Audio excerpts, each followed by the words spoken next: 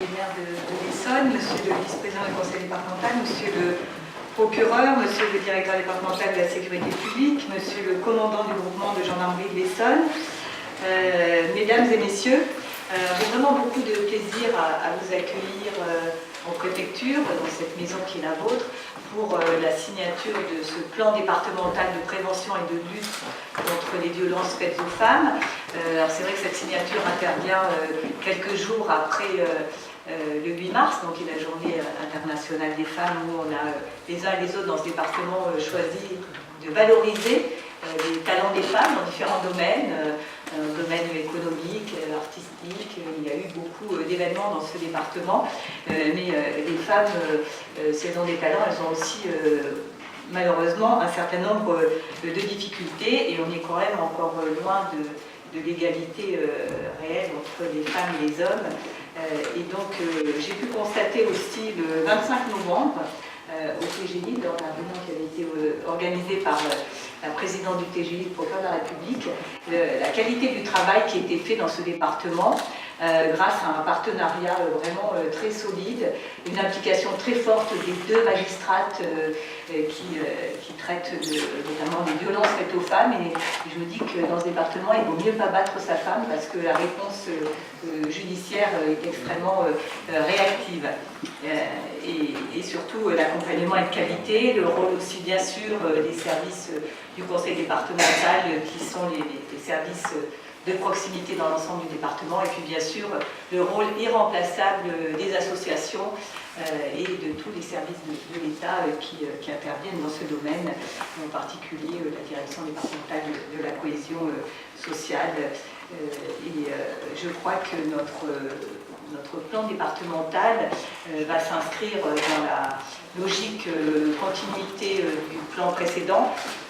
Madame Rossignol, je crois que c'était le 25 novembre, a présenté le 5e plan qui conforte toutes les actions qui existent déjà. Alors, chez nous, on a une action qui a été mise en avant notamment par le garde des Sceaux, c'est l'action autour du téléphone grave danger. Je crois que l'Essonne est assez exemplaire dans ce domaine, grâce justement à ce partenariat extrêmement solide qui s'est noué au fil du temps. Et donc ce nouveau plan va décliner effectivement la confortation des nouvelles mesures et les mesures nouvelles qui ont été prévues dans le plan, dans le 5e plan, donc présenté par Madame Rossignol lors de cette journée emblématique. Donc le repérage, l'accompagnement, l'accueil, la mise à l'abri des femmes victimes de violences ont très largement progressé depuis déjà au moins une dizaine d'années. Alors le nombre de faits reste stable. Alors, on pourrait malheureusement espérer qu'il baisse, mais on peut se dire aussi que c'est peut-être la connaissance du phénomène qui continue d'augmenter, ce qui fait qu'on n'arrivera à une baisse.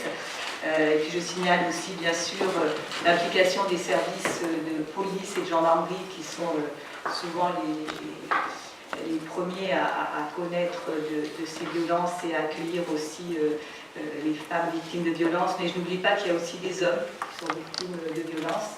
C'est aussi un fait, et je suppose que la justice a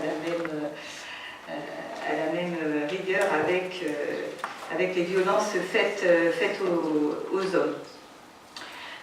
Donc ce plan départemental qui va être présenté à travers les thématiques qui ont été retenues va nous permettre ensemble de poursuivre cette action en direction des femmes victimes de violences, et compte tenu de l'énergie qui est consacrée par chaque acteur, je suis sûre que nous allons encore progresser dans ce domaine. Alors, je vais céder la parole à M. Touzé, ensuite à M. le procureur de la République. Nous allons inverser un petit peu le déroulé. Ensuite, nous signerons le plan et seront présentées les 6 thématiques pour permettre de libérer M. Touzé qui a aussi des obligations. Je vous laisse la parole.